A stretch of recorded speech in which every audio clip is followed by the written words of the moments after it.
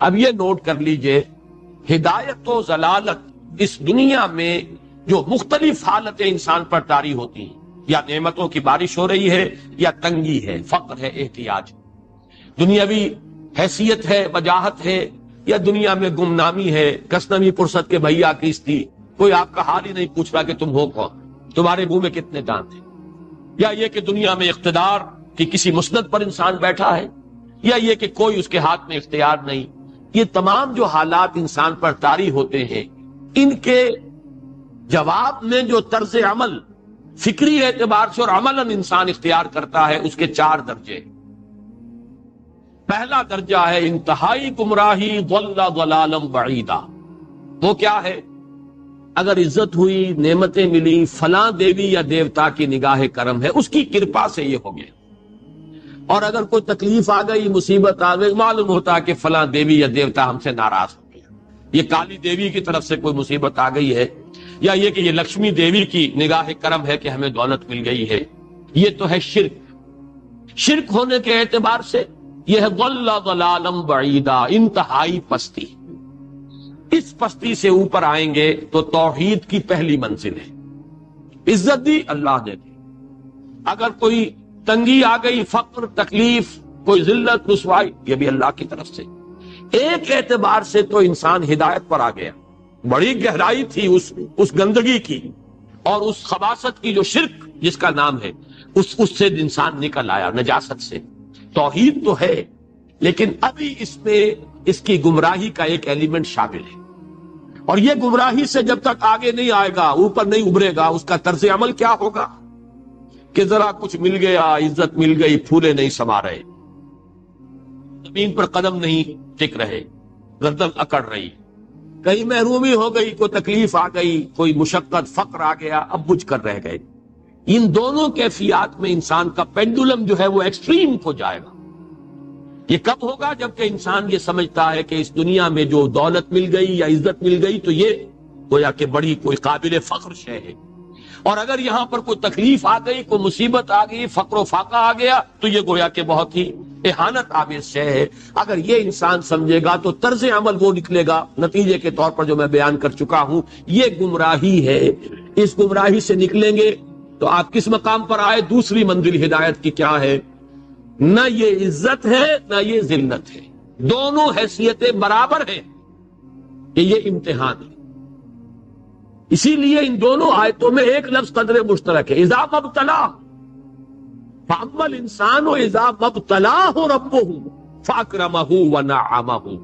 یہ بھی ایک ابتلا ہے، آزما رہا ہے اللہ، کبھی وہ دے کر آزماتا ہے، کبھی چھین کر آزماتا ہے، کبھی فقر و فاقہ سے آزماتا ہے، کبھی وہ کثرت دولت اور کثرت مال سے آزماتا ہے، کبھی وہ صحت دے کر آزماتا ہے کہ یہ قوت اور توانائی اور صحت جو میں نے دی ہے یہ اس میں کیا کرتا ہے، کبھی وہ مرض کے ذریعے سے آزماتا ہے کہ صبر کرتا ہے کہ نہیں کرتا۔ ہمارے لیے شکوہ اور شکایت تو اس کی زبان پر نہیں آ جاتی، نالا اور شیول تو نہیں آ جاتا، تکلیف جھیلتا ہے کہ نہیں جھیلتا، اس میں تحمل ہے کہ نہیں ہے، تو صبر کرتا ہے یا شکر کرتا ہے۔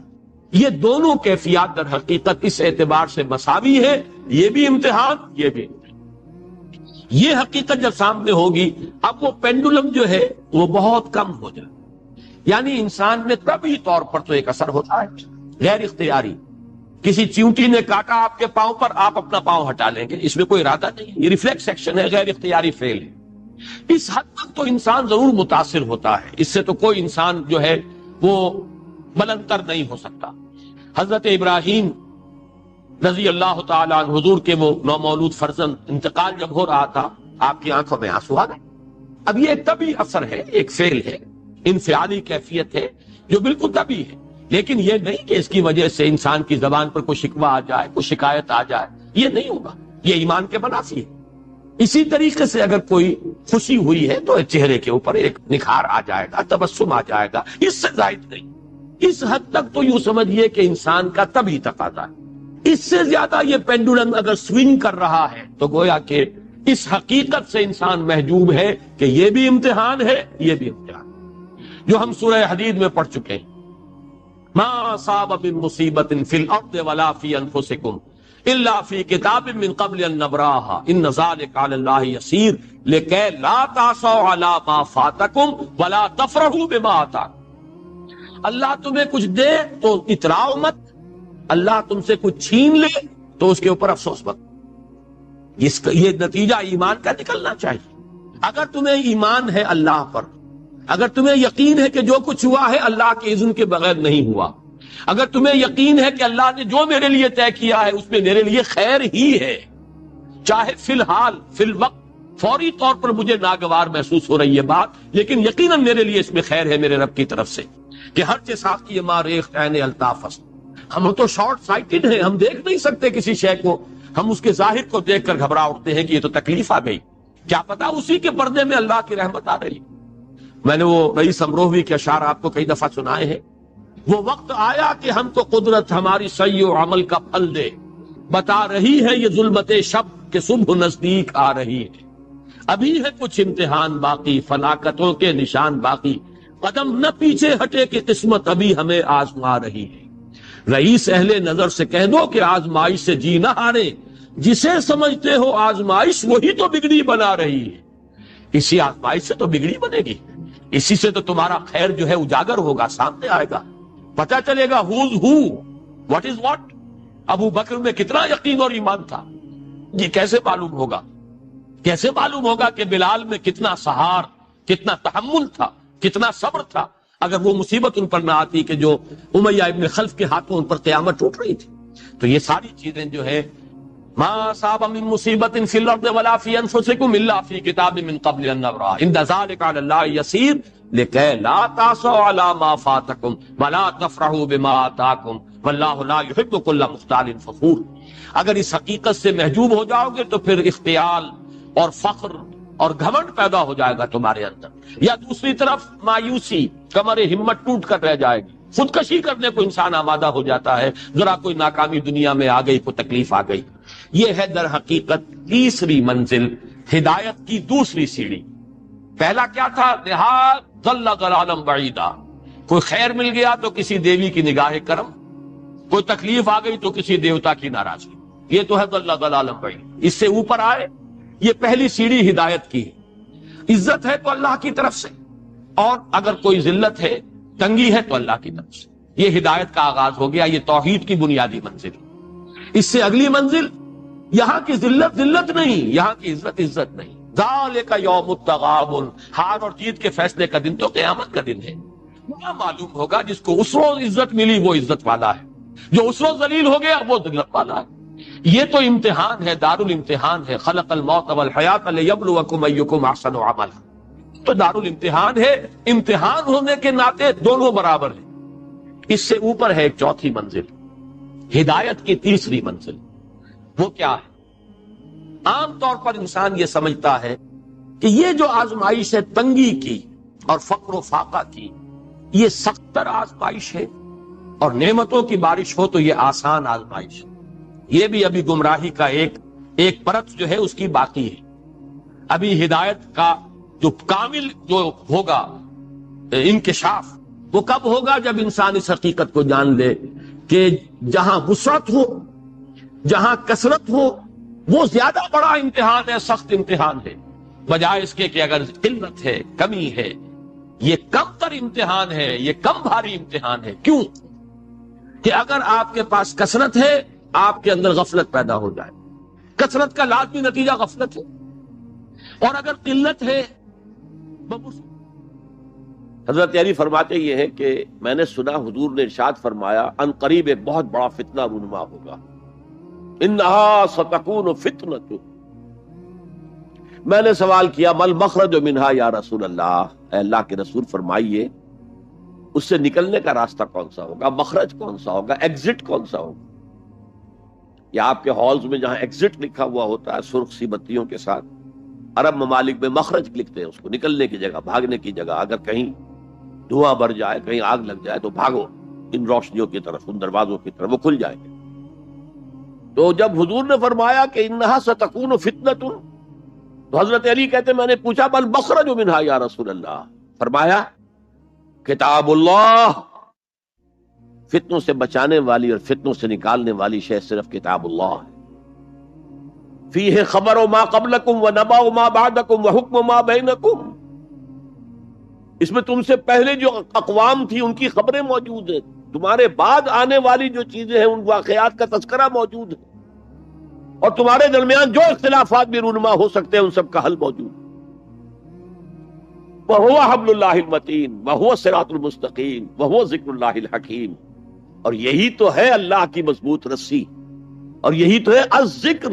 تم نے الذکر نہ معلوم کیا بنا لیے ہیں، کس طرح کے اذکار، سب سے بڑا ذکر الذکر، یوں سمجھیے دی ریممبرنس از قرآن، اور یہی صراط المستقیم ہے جس کی تم ہر نماز کی رکعت میں استدعا کرتے ہو، اہدنا الصراط المستقیم، یہ صراط مستقیم ہے تو صحیح۔ تو حبل اللہ قرآن، ایک حدیث میں آتا ہے عبداللہ ابن مسعود سے رضی اللہ تعالی عنہ، القرآن حبل اللہ الممدود من السماء الى الارض،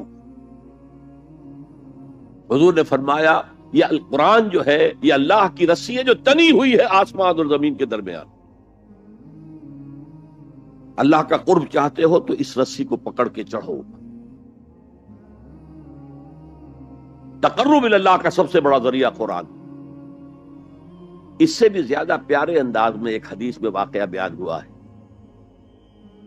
حضور صلی اللہ علیہ وسلم اپنے حجرے سے برآمد ہوئے اور آپ نے دیکھا ایک کونے میں کچھ لوگ قرآن مجید کا مذاکرہ کر رہے ہیں، سمجھ رہے ہیں، سمجھا رہے ہیں، درس کی شکل نہیں، یہ جو مونولوگ ہوتا ہے ایک آدمی بولتا ہے باقی سنتے ہیں، نہیں، حضور کے چہرے پر بشاشت، خوشی کے، مسرت کے آثار ظاہر ہوئے۔ تشریف لائے، سوال کیا الستم تشہدون، کہ آپ لوگ شہادت نہیں دیتے اللہ الہ الا اللہ وانی رسول اللہ وان ھذا القرآن جاء من عند اللہ، کہ اللہ کے سوا کوئی معبود نہیں اور میں اللہ کا رسول ہوں اور یہ قرآن اللہ کے پاس سے آیا؟ سب کا جواب کیا تھا؟ بھلا یا رسول اللہ، بھلا یا رسول اللہ، حضور ہم گواہ ہیں اس پر۔ پھر فرمایا آپ نے فاستبشروا، تو خوشیاں مناؤ، فإن هذا القرآن طرفه بأيديكم وطرفه بيد الله، یہ قرآن وہ شے ہے جس کا ایک سرا تمہارے ہاتھ میں ہے، ایک سرا اللہ کے ہاتھ۔ تعلق مع اللہ، تقرب الی اللہ کے لیے کوئی ذریعہ اگر ہے تو صرف قرآن۔ اب یہاں ایک بہت بڑے مسئلے کا حل ہو رہا ہے۔ اکثر جو بھی درد مند لوگ ہیں امت کے بارے میں سوچتے ہیں، غور و فکر کرتے ہیں، وہ اتحاد اتحاد اتحاد اتحاد کا واس کہتے ہیں، اور وہ اتحاد جو ہے اس کے لیے کوئی بنیاد ہے نہیں، فرقہ پرستی ہے، فرقہ بندی ہے، کہیں اور کہیں ذاتیں ہیں، کیا زمانے میں پنپنے کی یہی باتیں ہیں۔ اصل میں جمع ہونے کے لیے کوئی بنیاد چاہیے۔ قرآن جمع کرتا ہے کس اعتبار سے؟ دیکھیے جانوروں کا ایک گلہ ہے جا رہا ہے، بھیڑیں بکریوں کا، ایک آدھ کتا بھی ان کو کافی ہے جمع رکھنے کے لیے، ذرا بکری کوئی ادھر ہوئی وہ کتا آیا وہ پھر واپس اپنے گلے کے اندر مل گئی، ایک دو کتے بھی کافی ہیں، بڑے سے بڑے گلے کو سنبھال کر رکھنے کے لیے ایک دو کتے کافی۔ لیکن انسانوں کو اگر جمع کرنا ہے تو پہلے ان کے اندر فکری اور ذہنی ہم آہنگی پیدا کرنا ضروری ہے، ان کے خیالات ایک جیسے ہوں، ان کے نظریات ایک جیسے ہوں، ان کے مقاصد ایک جیسے ہوں، ان کی سوچ ایک جیسی ہو، ان کے طریقہ کار ایک جیسے ہوں۔ جب تک یہ چیزیں نہیں ہوں گی جمع کیسے ہو جائیں گے؟ اتحاد کا واس کہتے رہیے، کوئی نتیجہ نکلے گا ہی نہیں، اور نہیں نکل رہا۔ متحد کرنے والی شے صرف اللہ کی کتاب، یہ آپ کے اندر فکری ہم آہنگی پیدا کرے گی، اور وہ بھی صرف قرآن کی تلاوت سے نہیں، قرآن کو سمجھنے سے، سمجھ کر پڑھنے سے، جس کے لیے میں بار بار عرض کر چکا ہوں کہ سمجھ کر پڑھنے سے مراد کیا ہے؟ اتنی عربی سیکھ کر پڑھنا کہ قرآن کا مفہوم براہ راست آپ کے ذہن اور قلب میں اترتا جائے۔ آپ کسی مترجم کے ترجمے کے ذریعے سے قرآن نہ پڑھیں، وہ سیکنڈ ہینڈ نالج ہو جائے گا، وہ تو آپ مترجم کی آنکھ سے قرآن پڑھ رہے ہیں، اپنی آنکھ سے نہیں پڑھ رہے۔ اگر اس طریقے سے قرآن کے ساتھ جڑ جایا جائے تو ذہنی ہم آہنگی ہوگی، فکری ہم آہنگی ہوگی، مقصد ایک ہو جائے گا، اعلاء کلمت اللہ۔ وہ جو کہا کسی نے کہ میری زندگی کا مقصد تیرے دی کی سرفرازی، میں اسی لیے مسلمان، میں اسی لیے نمازی۔ اگر مقصد ایک ہوگا تو ہم مقصد لوگوں کو کہتے ہیں امت۔ اما یا اموں کے معنی ارادہ کرنا۔ آمین البیت الحرام، وہ لوگ جو بیت الحرام کا قصد کر کے جا رہے ہیں، سفر کر رہے ہیں۔ تو امام جس کا کہ سب لوگ پیروی کر رہے ہیں، راستے کو امام کہتے ہیں اس لیے کہ آپ بھی راستے کے پیچھے پیچھے جا رہے ہیں، فالو کر رہے ہیں، راستے کے ساتھ راستہ مڑ گیا، آپ بھی مڑ گئے۔ تو امت وہ ہے ان لوگوں کا مجموعہ جن کا مقصد ایک ہے۔ آج ہم کہتے ہیں امت مسلمہ، امت مسلمہ، کہاں ہے امت مسلمہ؟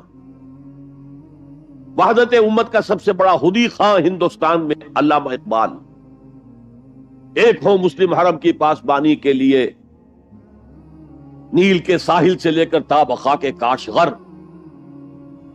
لیکن اس کو بھی ماننا پڑا ہے اپنے لیکچرز میں، reconstruction of religious thought in Islam, there is no Muslim ummah present at this time۔ کوئی مسلم امت موجود نہیں ہے۔ Instead we have a number of Muslim nations۔ یہ بات چونکہ 1928 میں کہی، اس وقت تک تمام مسلمان ممالک جو ہیں کولونیل پاورز، یورپین پاورز کے تحت تھے، غلام تھے۔ انڈونیشیا سے موریتانیہ تک سب غلام۔ وہ تو صرف صحرائے عرب کو چھوڑا ہوا تھا انہوں نے، کہ وہاں کچھ تھا ہی نہیں۔ اگر تیل اس وقت کہیں نکل آیا ہوتا تو اس میں تو وہ پنجے گاڑتے کہ جو کبھی پنجے نکلنے والے نہ ہوتے۔ بہرحال یہ ان سب کو جوڑنے والی شے جو اقبال کہتا ہے instead we have a number of Muslim nations, آج ہم کیا کہیں گے؟ Instead we have a number of Muslim countries. پھر مسلمان ممالک میں بھی ایتھنک، لنگوسٹک، کتنے جھگڑے، کتنے اختلافات، کتنے چکر چل رہے ہیں۔ ڈارفر میں جو کچھ ہو رہا ہے اس وقت سوڈان میں، وہ بھی ایتھنک ہے بنیادی طور پر، وہ کوئی مسلم غیر مسلم فساد نہیں ہے، ایتھنک ہے۔ تو اس اعتبار سے سوچئے کہ انسان کو جمع کرنے والی شے صرف وہ ہو سکتی ہے جو ان کے مقاصد کو یکجا کر دے، ان کے نظریات میں ہم آہنگی پیدا کر دے، ان کی سوچ کو ایک رنگ میں رنگ دے، پھر وہ بنیان مرصوص بن جائیں گے۔ علامہ اقبال نے بہت خوبصورت انداز میں کہا ہے، از یک آئینی مسلمان زندہ ہست۔ مسلمان اگر زندہ ہے تو ایک آئین کی وجہ سے ہے، وہ آئین قرآن۔ پیکر ملت ز قرآن زندہ ہست۔ یہ پیکر ملت جو ہے، جسم ہے ملت کا، جسد جو ہے، یہ اگر زندہ ہے تو قرآن کی بدولت ہے۔ جیسے میرا بدن ہے، میں زندہ ہوں تو جان کی وجہ سے، جان نکل جائے تو آپ کو معلوم ہے کچھ دیر کے بعد یہ ڈیکمپوز ہونا شروع ہو جائے گا، اسے جلد از جلد قبر میں اتارنا ضروری ہے۔ از یکا آئینی مسلمان زندہ ہست، پیکر ملت ز قرآن زندہ ہست، ماں ہما خاکو دل آگاہ اوست، اعتصامش کن کہ حبل اللہ اوست۔ ہم تو نری خاک ہیں، خاک کے سوا کچھ نہیں، اور اس کے اندر دل جو ہے وہ قرآن ہے۔ ماں ہما خاکو دل آگاہ اوست، قرآن ہے دل، احتسابش کن کہ حبل اللہ اوست، پکڑو اسے مضبوطی کے ساتھ کہ حبل اللہ وہ ہے۔ یہ احادیث کی ترجمانی ہو گئی کہ نہیں؟ خوبصورت۔ القرآن حبل اللہ الممدود من السماء الى الارض، احتسابش کن کہ حبل اللہ اوست، اس قرآن کو مضبوطی کے ساتھ تھامو، اس لیے کہ حبل اللہ وہ ہے۔ تو یہ دوسرا نکتہ ہے، واعتصموا بحبل اللہ جميعا ولا تفرقوا۔ تفرقوا کے لفظ پر توجہ کر لیجئے، تختلفوا نہیں ہے، اختلاف ہو سکتا ہے، دیانت کے ساتھ ہو سکتا ہے۔ تفرقہ یہ تم اور میں اور، جب اختلاف اس شدت کو پہنچ جائے کہ چھوٹے چھوٹے اختلافات کے اوپر کفر کے فتوے، تم اور ہم اور ہیں، من دیگرم تو دیگری، یہ تفرقہ ہے۔ اختلاف ہو سکتا ہے. اختلاف امام ابو حنیفہ امام شافعی میں ہوا، ٹھیک ہے، اور امام ابو حنیفہ کے شاگردوں میں ہو رہا ہے، انہوں نے اپنے استاد سے بھی اختلاف کیا، آپس میں بھی اختلاف کیا. لیکن اس اختلاف کو اپنی جگہ پر رکھیے. اختلاف اور ہے اور افتراق اور ہے. افتراق فرق، تم اور ہو میں اور ہوں، یہ کام غلط ہے. ملت کی ایک وحدت اس کو برقرار رکھتے ہوئے اگر فقہی اختلافات ہیں، مختلف مسائل میں اختلاف ہے، کوئی حرج نہیں. میں کہہ نہیں سکتا کہ یہ عام طور پر ویسے حدیث کے طور پر ہی بیان ہوتی ہے، لیکن یہ کہ آیا اس کی سند صحیح ہے یا نہیں میں نہیں کہہ سکتا، کہ اختلاف امتی رحمت، میری امت کا اختلاف تو رحمت ہے. ایک وقت میں ایک قول کے اوپر ہم عمل کر رہے تھے، حالات بدلے، معلوم ہوا کہ نہیں، وہ دوسرے صاحب کا قول زیادہ صحیح معلوم ہوتا ہے. قاضی ابو یوسف کے بجائے امام محمد کا قول زیادہ صحیح لگتا ہے. آج کل کے حالات میں ہمیں اس پر اختیار کر لینا چاہیے. ہو سکتا ہے رحمت ہے، اختلاف امتی رحمت. لہذا اختلاف جو ہے لا یزالون مختلفین وَلِذَٰلِكَ خَلَقَهُمْ، یہ لوگ اختلاف تو کریں گے اور اسی لیے اللہ نے انہیں پیدا کیا ہے. دو بھائیوں کی شکلیں نہیں ملتی ہیں، اختلاف ہے، گنا گونی ہے، مونوٹنی نہیں ہے. مونوٹنی تو انسان کو بور کر دیتی ہے. تنوع، گل ہائے رنگا رنگ سے ہے رونق چمن، اے ذوق اس چمن کو ہے زیب اختلاف سے.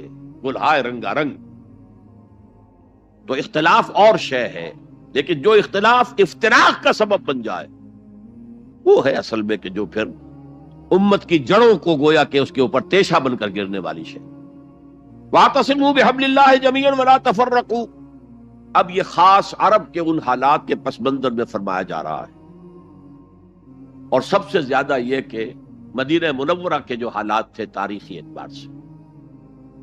وَاذْكُرُوا نِعْمَةَ اللَّهِ عَلَيْكُمْ إِذْ كُنْتُمْ أَعْدَاءً فَأَلَّفَ بَيْنَ قُلُوبِكُمْ فَأَصْبَحْتُمْ بِنِعْمَتِهِ إِخْوَانًا. اور یاد کرو اللہ کے انعام کو جو تم پر ہوا ہے کہ تم تو دشمن تھے آپس میں، پورے عرب میں بھی قتل و غارت کری، جنگ و جدل تم کو پیشہ تھا. کہیں پانی پینے پلانے پہ جھگڑا، کہیں گھوڑا آگے بڑھانے پہ جھگڑا، جھگڑا ہی جھگڑا.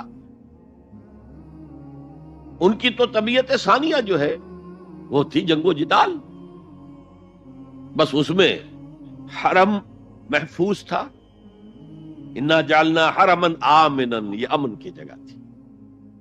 دور جاہلیت میں بھی حال یہ تھا، عربوں کے اندر اس قدر حرم کی جو حرمت ہے اور اس کے امن کی جو اہمیت تھی کہ اگر کسی شخص کے باپ کو کسی نے قتل کیا اور اب وہ اپنے اس باپ کے قاتل کو تلاش کر رہا ہے سال ہا سال سے، اسی میں لگا ہوا انتقام لینے کے، ان کے جذبات کے اندر انتقام تھا، اور اب اس نے حرم میں دیکھ لیا ہے اپنے باپ کے قاتل کو تو اسے کچھ نہیں کہے. یہ امن کی جگہ ہے. تو قریش کو امن حاصل تھا. لإلاف قریش إلافهم رحلة الشتاء والصيف فليعبدوا رب هذا البيت الذي أطعمهم من جوع وآمنهم من خوف. باقی تو پورے عرب کے اندر، اور وہ بھی اشہر حرم جو ہے ان کے اندر جنگ بند ہو جاتی تھی، ورنہ جنگ دن رات چلتی تھی. اور خاص مدینے میں آپ کو معلوم ہے جنگ بعاث جو اوس اور خزرج کے درمیان 100 سال تک چلتی رہی، نسلاً بعد نسل. ابھی انہوں نے اتنے لوگ ان کے قتل کر دیے، جواب انہوں نے ان کو اتنے لوگ قتل کر دیے. پھر جیسے کہ ہمارے دیہات میں ہوتا ہے قتل در قتل، قتل در قتل، وہاں قبیلوں کے مابین جنگ بعاث جو ہے 100 سال سے چل رہی تھی.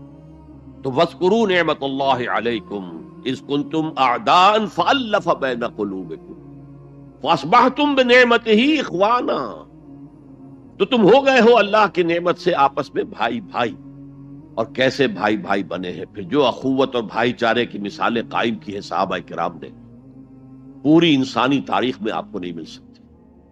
وَكُنْتُمْ عَلَى شَفَا حُفْرَةٍ مِّنَ النَّارِ، اور تم تو ایک آگ کے گڑھے کے کنارے تک پہنچ چکے تھے، گرنا ہی چاہتے تھے، تباہ و بربادی کی انتہائی کو پہنچ رہے تھے. میں آپ کو بتا چکا ہوں ایک پس منظر کہ مدینے کے حالات میں ایک تاریخی اعتبار سے سازگاری کی ایک وجہ یہ بھی تھی کہ اب اوس اور خزرج تھک گئے تھے، لڑ لڑ کر ایک دوسرے کو مار کر تھک گئے تھے. اور وہ سوچ رہے تھے کوئی آربیٹریٹر ہونا چاہیے، ہمیں کوئی بادشاہ بنا لینا چاہیے جس کا حکم اوس بھی مانے خزرج بھی مانے. اور قرۂ فال بنامے من دیوانہ زدن، اس کے لیے قرۂ فال نکلا تھا عبداللہ ابن امی کا. اس کے لیے تاج تیار ہو گیا تھا سونے کا، ابھی تاج پوشی باقی تھی کہ حضور تشریف لے آئے بے تاج بادشاہ کی حیثیت سے. اس کے سارے خواب جو ہے وہ بکھر گئے. تو انہیں ضرورت کا احساس تھا. لڑ لڑ کر تھک گئے، کب تک لڑیں گے، ہمارے قبیلے جو ہے ختم ہو جائیں گے لڑ لڑ کر. اسی کی طرف اشارہ ہو رہا ہے کنتم علی شفا حفرۃ من النار. حفرہ گڑھا، شفا شفتین ہیں یہ دو ہونٹ جن کے درمیان یہ منہ کا گڑھا ہے. تم تو ایک ہونٹ پر، اس گڑھے کے ایک ہونٹ پر پہنچ چکے تھے، ایک کنارے تک پہنچ چکے تھے. فانقذکم منہا، اللہ نے وہاں سے تمہیں بچایا. یہی تمثیل اختیار کی ہے حضور نے صلی اللہ علیہ وسلم. اے لوگوں، میری اور تمہاری مثال ایسی ہے کہ آگ کا ایک بڑا گڑھا ہے، تم اس میں گر پڑنا چاہتے، تمہیں نظر نہیں آ رہا، اور میں تمہارے کپڑے پکڑ پکڑ کر گھسیٹ رہا. کذالک یبین اللہ لکم آیاتہ لعلکم تہتدون. اسی طرح اللہ تعالیٰ واضح کرتا ہے تمہارے لیے اپنی آیات کو تاکہ تم ہدایت حاصل کر سکو، ہدایت پر آ جاؤ، ہدایت قبول کرو. تو یہ دوسرا نقطہ ہوا. پہلا نقطہ کیا تھا؟ انفرادی تقوی، انفرادی تدین، افراد کے اندر اخلاص، صرف اللہ کی رضا جوئی کے لیے کام کرنا، صرف اخروی فلاح کے لیے کام کرنا. یہ پہلی ہے. اینٹیں مضبوط ہو جائیں، خام ہے جب تک تو ہے مٹی کا ایک انبار تو، پختہ ہو جائے تو ہے شمشیر بے زنہار. اینٹیں پختہ ہو جائیں، اب انہیں جوڑنا ہے، سیمنٹ سبسٹنس چاہیے، وہ قرآن ہے، یہ جوڑے گا تم. چنانچہ یہی بات حضرت شیخ الہند مولانا محمود حسن دیوبندی اسیر مالٹا نے اپنی اسیری سے رہائی پانے کے بعد واپس جب آئے ہیں تو دیوبند میں علماء کے ایک بڑے اجتماع سے خطاب کر کے کہی. مولانا مفتی محمد شفیع رحمت اللہ علیہ وہ خود موجود تھے اس میں، بڑے بڑے علماء، مولانا حسین احمد مدنی رحمت اللہ علیہ، شبیر احمد عثمانی رحمت اللہ علیہ، مولانا اشرف علی تھانوی رحمت اللہ علیہ، مولانا انور شاہ کشمیری رحمت، بڑا مجمع. اور کہا حضرت شیخ الہند نے ہم نے تو اپنی اسیری کے 4 سالوں کے دوران جتنا غور کیا تو ہماری اس وقت کی امت کی زبوں حالی کے 2 سبب سامنے آئے. مولانا مفتی شفیع لکھتے ہیں ان کی کتاب وحدت امت کے نام سے، کہتے ہیں کہ پورا مجمع ہمہ تن گوش ہو گیا کہ یہ شیخ الشیوخ استاد العلماء عمر کے اس آخری درجے میں اس حد پر آ کر اب نیا سبق کون سا سیکھ کر آیا. تاکہ ہمیں تو اس کے 2 سبب معلوم ہوئے، ایک ہمارا قرآن کو ترک کر دینا، لفظ نوٹ کیے، ترک کر دینا، اور دوسرا ہمارے آپس کے اختلافات. چنانچہ میں تو یہی فیصلہ کر کے آیا ہوں کہ اب زندگی جتنی باقی ہے 2 ہی کاموں میں لگاؤں گا.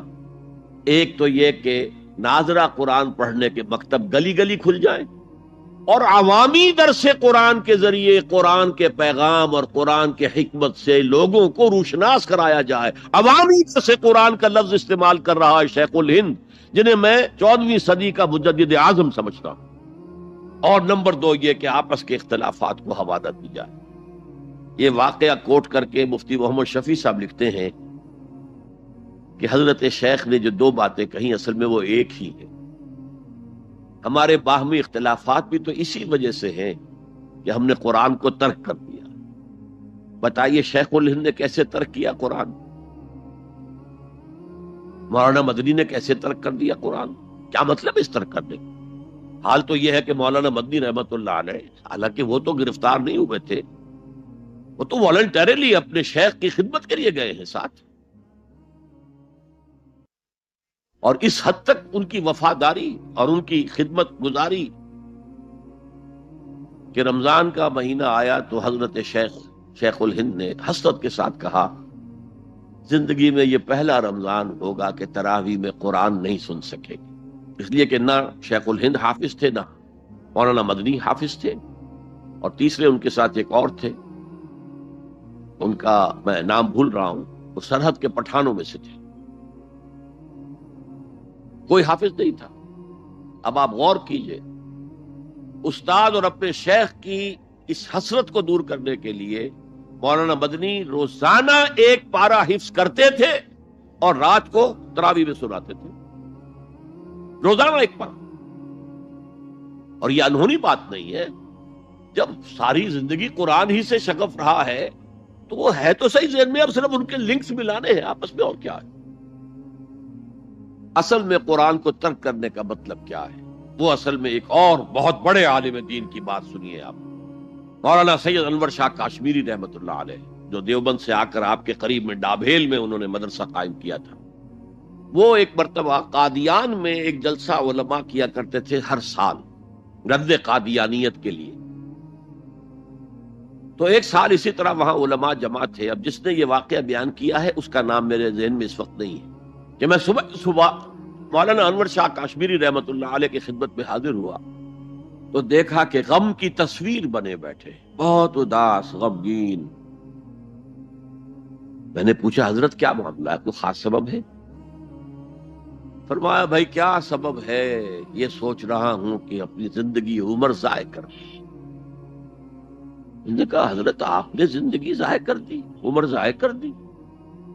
آپ نے علم، بیہقی وقت کہلاتے ہیں انور شاہ کاشمیری، جیسے امام بیہقی تھے، محدث اور فقیہ دونوں اعتبارات سے بنا، تو آپ نے پڑھنے پڑھانے میں، سیکھنے سکھانے میں ساری عمر گزار دی، تو آپ کی زندگی ضائع کیسے؟ کہنے لگے ہم نے سارا زور اسی پر رکھا کہ ثابت کر دیں کہ شافعی کی رائے صحیح نہیں ہے، ہماری رائے صحیح ہے۔ اسی کے لیے دلائل، اسی کے لیے بحثیں، اسی کے لیے لمبی چوڑی جو ہے ہمارے ہاں نشستیں منعقد ہوئیں مدارس کے اندر، حالانکہ اللہ کے ہاں یہ ہم سے سوال نہیں ہوگا۔ گمراہیاں طرح طرح کی پھیل رہی ہیں اور ہم ان بحثوں میں لگے ہوئے، حالانکہ زیادہ سے زیادہ یہ کہا جا سکتا ہے کہ قول اصحابنا ثواب محتمل الخطا، اور جو قول دوسروں کا ہے وہ خطا ہے محتمل الثواب۔ زیادہ سے زیادہ یہ کہہ سکتے ہیں ہم کہ ہمارے جو اسلاف ہیں، ہمارے جو اساتذہ ہیں، ان کا قول صحیح ہے، اگرچہ اس کے خطا ہونے کا بھی امکان ہے۔ ہم یہ نہیں کہہ سکتے کہ اس کے غلط ہونے کا کوئی امکان ہی نہیں، معصوم تو وہ نہیں تھے۔ اور قولہم، ان کا جو ہمارے سامنے ہے مد مقابل ہے، اور وہ شافعی ہیں۔ اصل تو جو ٹکراؤ تھا وہ فقہ حنفی اور فقہ شافعی کے مابین۔ ہم صرف یہ کہہ سکتے ہیں کہ ان کا یہ قول خطا ہے، غلطی ہے، اگرچہ احتمال موجود ہے کہ وہی صحیح ہو، اس کے سوا تو ہم کچھ نہیں کہہ سکتے۔ اور ہم نے اپنی ساری زندگی اس کام میں لگا دی، لیکن میں کہہ نہیں سکتا اس پر کتنے رنج اور صدمے کا اظہار کروں کہ مجدد وقت شیخ الہند رحمت اللہ علیہ اور بیہقی وقت مولانا انور شاہ کاشمیری رحمت اللہ علیہ، ان کی ان باتوں کا کوئی اثر ان کے شاگردوں نے قبول نہیں کیا۔ وہی روش ہے، وہی فقہی بحثیں ہیں۔ جب میں نے پاکستان میں تحریک خلافت کا آغاز کیا، کچھ احادیث بیان کی، اچھے علماء نے کہا کہ ڈاکٹر صاحب ہم نے تو یہ حدیثیں پہلی مرتبہ آپ سے سنی۔ یہ حدیثیں جو ہیں یہ ہیں کتاب الملاحم میں، اشراط الساعہ، علامات القیامہ، کتاب الفتن، اور حدیث کے ان ابواب پر تو پہنچتے پہنچتے ہم ایگزاسٹ ہو چکے ہوتے ہیں، ہماری ساری بحثیں جو ہے وہ ختم، اور وقت ختم ہو جاتا ہے ان فقہی بحثوں کے اندر، یہاں تک تو ہم پہنچتے ہی نہیں۔ بہرحال دوسرا نقطہ جیسا کہ میں نے عرض کیا، پہلا اینٹیں پکاؤ، مضبوط کرو، یا ایھا الذین آمنوا اتقوا اللہ حق تقاتہ ولا تموتن الا وانتم مسلمون، اور دوسرا ان کو جوڑنے کے لیے قرآن کو ایز اے سیمنٹ سبسٹنس استعمال کرو، واعتصموا بحبل اللہ جميعا ولا تفرقوا واذکروا نعمت اللہ علیکم اذ کنتم اعداء فالف بین قلوبکم فاصبحتم بنعمتہ اخوانا وکنتم علی شفا حفرۃ من النار، تم تو تباہی آگ کے گڑھے کے کنارے تک پہنچ گئے تھے، گرا چاہتے تھے، فانقذکم منہا، تو اللہ نے اس سے تمہیں نکالا ہے۔ کذالک یبین اللہ لکم آیاتہ لعلکم تہتدون، اسی طرح اللہ تعالیٰ تمہارے لیے اپنی آیات کی تبیین کر رہا ہے، وضاحت کر رہا ہے، تاکہ تم ہدایت حاصل کر سکو۔ اب تیسری بات، یہ جو اینٹوں کو پکا کر اور پھر ان کو جوڑ کر جو ایک اجتماعیت وجود میں آئی، اس کے مقاصد کیا ہیں؟ کیا کشور کشائی کرنی ہے؟ ملکوں کو فتح کرنا ہے؟ کیا کرنا ہے؟ اپنے قوم کی سربلندی، اس کے لیے یہ قوت صرف کرنی ہے؟ کیا ہے کہ کرنی؟ وَلْتَكُن مِّنكُمْ أُمَّةٌ يَدْعُونَ إِلَى الْخَيْرِ وَيَأْمُرُونَ بِالْمَعْرُوفِ وَيَنْهَوْنَ عَنِ الْمُنكَرِ وَأُولَٰئِكَ هُمُ الْمُفْلِحُونَ۔ اب یہاں پر من جو ہے منکم، اس کے معنی میں اختلاف ہے۔ مولانا ابوالکلام آزاد نے، چونکہ اس موضوع پر ان کے پورا ایک مقالہ، پوری تقریر ہے کتابی شکل میں، امر بالمعروف نہی عن المنکر، اس آیت کے حوالے سے کہا ہے یہاں من جو ہے تبعیضیہ نہیں ہے، بیانیہ ہے۔ ثقیل اصطلاحات ہے، مطلب کیا ہے؟ تم میں سے کچھ، یعنی سب نہیں، کچھ تو ہوں، جیسے ابھی آپ نے ترجمہ سنا، تم میں سے کچھ لوگ تو ایسے ہونے ہی چاہیے جو یہ کام کریں، تو یہ گویا کہ تبعیضیہ ہو گیا، تم میں سے کچھ۔ بیانیہ کیا ہے؟ تم سے ایک ایسی امت وجود میں آنی چاہیے۔ بڑی پیاری مثال دی ہے انہوں نے، عربی میں کہتے ہیں للامیر من اولاد ہی جندن، فلاں جو امیر ہے، فلاں علاقے کا جو بھی امیر ہے، بادشاہ ہے، اس کی تو اپنی اولاد سے ایک لشکر بن جاتا ہے، یعنی اس کی اولاد اتنی ہے کہ گویا کہ وہ لشکر ہے۔ للامیر من اولاد ہی جندن، یہ یہاں من تبعیضیہ نہیں ہے، من بیانیہ ہے کہ اولاد ہی ایک لشکر کی شکل پہ ہے۔ لیکن اکثر علماء نے یہاں پر من کو تبعیضیہ قرار دیا ہے، جیسے کہ ابھی ترجمہ آپ نے سنا تو اس میں بھی تھا، میرا بھی اتفاق اسی سے، اس لیے کہ چند آیتوں کے بعد وہ آیت بھی آ رہی ہے، آیت نمبر 110، جس میں پوری امت کے لیے یہی کام قرار دیا گیا۔ کنتم، یہاں ہے ولتکن، تم میں سے یا تمہارے ذریعے سے وجود میں آئے ایک امت، وَكُنْتُمْ خَيْرَ أُمَّةٍ أُخْرِجَتْ لِلنَّاسِ تَأْمُرُونَ بِالْمَعْرُوفِ وَتَنْهَوْنَ عَنِ الْمُنكَرِ وَتُؤْمِنُونَ بِاللَّهِ۔ تم وہ بہترین امت بن گئے ہو، بن چکے ہو، جو دنیا والوں کے لیے نکالی گئی ہے۔ یہ پہلے بھی میں عرض کر چکا ہوں کہ باقی ہر قوم دنیا کی اپنی بھلائی کے لیے، اپنی فلاح کے لیے، اپنے مفادات کے لیے، اپنی مصلحتوں کے لیے کوشاں ہوتی ہے۔ نہیں، تمہارا معاملہ یہ نہیں ہے، تمہیں دنیا والوں کی ہدایت کے لیے نکالا گیا۔ وہ جو اقبال نے کہا ہے، ہم تو جیتے ہیں کہ دنیا میں تیرا نام رہے، کہیں ممکن ہے کہ ساقی نہ رہے جام رہے۔ مسلمانوں کی تو زندگی اس لیے ہے کہ دنیا میں یہ جام توحید، جام ہدایت گردش میں لائیں۔ ہماری حیثیت ساقی کی ہے، ہم تو جیتے ہیں کہ دنیا میں تیرا نام رہے، کہیں ممکن ہے کہ ساقی نہ رہے جام رہے۔ جام کیسے حرکت میں آئے گا اگر ساقی نہیں ہے؟ تو ہم تو پوری دنیا کو سیراب کرنا چاہتے ہیں اس شراب حقیقت سے۔ تو ایک ہے پوری امت کا فرض منصبی، اور وہ اس آیت میں آیا ہے، آیت نمبر 10 میں۔ یہ آیت جو ہے آیت 110، یہ ہم وزن ہے سورہ بقرہ کی اس آیت کے، وَكَذَلِكَ جَعَلْنَاكُمْ أُمَّةً وَسَطًا لِتَكُونُوا شُهَدَاءَ عَلَى النَّاسِ وَيَكُونَ الرَّسُولُ عَلَيْكُمْ شَهِيدًا۔ اسی طرح ہم نے تمہیں ایک امت وسط بنایا، درمیانی امت بنایا، بہترین امت بنایا، تاکہ تم گواہی دو اور گواہ بنو قیامت کے دن تمام نوع انسانی کے خلاف، اور رسول ہمارے صلی اللہ علیہ وسلم تم پر گواہی دیں اور قیامت میں گواہی دیں کہ اے اللہ، میں نے تیرا دین ان تک پہنچا دیا تھا۔ Now they are accountable, they are responsible. They can't plead ignorance، یہ نہیں کہہ سکتے کہ بات پہنچائی نہیں گئی، میں نے پہنچا دی تھی۔ تو امت کا مقصد کیا ہے؟ شہادت علی الناس، اتمام حجت، لئلا یکون للناس علی اللہ حجت بعد الرسل وکان اللہ عزیزا حکیما۔ ہم نے اپنے رسولوں کو بشیر و نذیر بنا کر بھیجا اس لیے کہ لوگوں کے پاس کوئی حجت باقی نہ رہ جائے۔ اللہ ہمیں تو پیغام پہنچا ہی نہیں، تو محاسبہ کس بات کا؟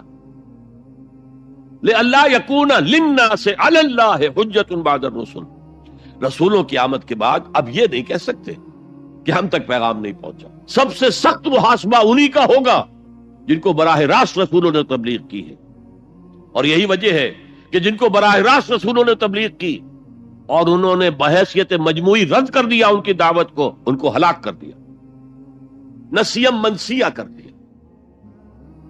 اسے کہتے ہیں عذاب استیصال، جڑ سے اکھیڑ کر پھینک دینا. اصل کہتے ہیں جڑ کو، استیصال جڑ سے اکھیڑ دینا. اگر جڑ نہیں نکلے گی تو پودا دوبارہ پھوٹ آئے گا. جس کو کہا ہے کالم یغنو فیہا، ایسے ہو گئے قوم نوح، قوم ہود، قوم صالح، قوم شعیب، آل فرعون، کالم یغنو فیہا، جیسے کبھی یہاں تھے ہی نہیں. لا یرا الا مساکنہم، اب مسکن تو نظر آ رہے ہیں. قوم سمود کے مسکن آج بھی نظر آ رہے ہیں. 7,000 سال پہلی پرانی بات ہے یہ. آج بھی جائیے، جا کر دیکھیے اس علاقے کے اندر جو انہوں نے چٹانیں تراش کے، کس قدر خوبصورت وہ ہے، تراشے گئے ہیں، کتنے ایگزیکٹ ڈائمینشنز کے ساتھ ہیں. تو جا کر دیکھیے، میں دیکھ کر آیا ہوں. 7,000 سال پرانی تہذیب تھی. تو بہرحال قوموں کو پھر ہلاک کیا جاتا. البتہ جن پر بالواسطہ تبلیغ ہوتی ہے ان کے لیے یہ انجام نہیں. بلا واسطہ رسول نے اتمام حجت کر دیا تو اب رعایت نہیں ہے، اب وہ ہلاک کر دیے جائیں گے اگر وہ نہیں مانتے. تو اب یہ ہے کہ یہ امت محمد صلی اللہ علیہ وسلم شہداء علی الناس، یہ سورہ بقرہ میں کہا، اور کنتم خیر امت اخرجت للناس، تم بہترین امت ہو جو نکالی گئی ہے، برپا کی گئی ہے لوگوں کے لیے. تمہارا کام کیا ہے؟ تأمرون بالمعروف وتنہون عن المنکر وتؤمنون باللہ، نیکی کا حکم دیتے ہو، بدی سے روکتے ہو، اور اللہ پر ایمان پختہ رکھتے ہو. لیکن یہ تو صورت ہو گئی تھی حضور کے زمانے میں امت مسلمہ کی، لیکن یہ صورت دائم تو نہیں تھی، ہمیشہ رہنے والی تو نہیں تھی. ہر کمال راہ زوالے، ہر کمال کو زوال سے دوچار ہونا پڑتا. امت مسلمہ پر بھی زوال آیا. سب سے پہلے دوبارہ ملوکیت قائم ہو گئی، جاگیرداریاں قائم ہو گئی، سرمایہ داری. جانتا ہوں میں یہ امت حامل قرآن نہیں ہے، وہی سرمایہ داری بندہ مومن کا دین. اب اس صورت میں کیا کیا جائے؟ امت تو بھول گئی. امت کو یہ یاد ہی نہیں کہ ہمیں تو دنیا والوں کو تبلیغ کرنی تھی، دنیا کو سمجھانا تھا، دنیا کو بتانا تھا، ان پر اتمام حجت کرنا تھا، ان تک دعوت و تبلیغ کا حق ادا کرنا تھا. امت تو بھول گئی اپنے گلچھروں میں، اپنے عیش میں، جسے حدیث نبوی میں کہا گیا ہے ملکن اعظم، کٹ کھنی ملوکیت خلافت راشدہ کے بعد جو آئی. یہ حدیث ہے، بہت اہم ہے. مسند احمد ابن حنبل رحمت اللہ علیہ عن نعمان ابن بشیر رضی اللہ تعالی عنہ، حضور نے فرمایا تکون فیکم نبوت ما شاء اللہ ان تکون ثم یرفع اللہ اذا شاء یرفعها. نبوت تمہارے مابین موجود رہے گی جب تک اللہ چاہے گا کہ موجود رہے، پھر اللہ اس نبوت کو اٹھا لے گا جب چاہے گا. یعنی میں موجود رہوں گا تمہارے مابین جب تک اللہ چاہے، پھر اللہ مجھے اٹھا لے گا، میرا انتقال ہو جائے گا. ثم تکون خلافت اللہ من حاج النبوہ، پھر ایک دور ہوگا خلافت کا جو عین نبوت کے نقش قدم پر ہوگی. فتکون ما شاء اللہ ان تکون، وہ بھی رہے گی جب تک اللہ چاہے گا کہ رہے. ثم یرفع اللہ اذا شاء یرفعها، پھر اس کو بھی اللہ اٹھا لے گا جب بھی چاہے گا. ثم تکون ملکن اعظم، پھر ایک دور آئے گا کٹ کاٹ کھانے والی، عضا یعضو کہتے ہیں کاٹنا، پھر وہ کاٹ کھانے والی ظالم حکومت، ملوکیت، ملوکیت کا دور آ جائے. اب جب یہ دور آ گیا تو اب اس کا علاج کیا؟ اور وہ دور گھٹتے گھٹتے گھٹتے گھٹتے جہاں تک بات پہنچ گئی ہے، یقیناً ہم سے تو بہت بہتر معاشرہ تھا بنو امیہ کے دور کا، لیکن یہ کہ اب ہم کہاں پہنچ گئے سرے سے یاد ہی نہیں کہ ہمارا یہ کوئی فرض منصبی ہے، شہادت علی الناس کوئی ہماری ذمہ داری ہے، ہم مسئول ہوں گے اللہ کے ہاں. احساس ہی نہیں.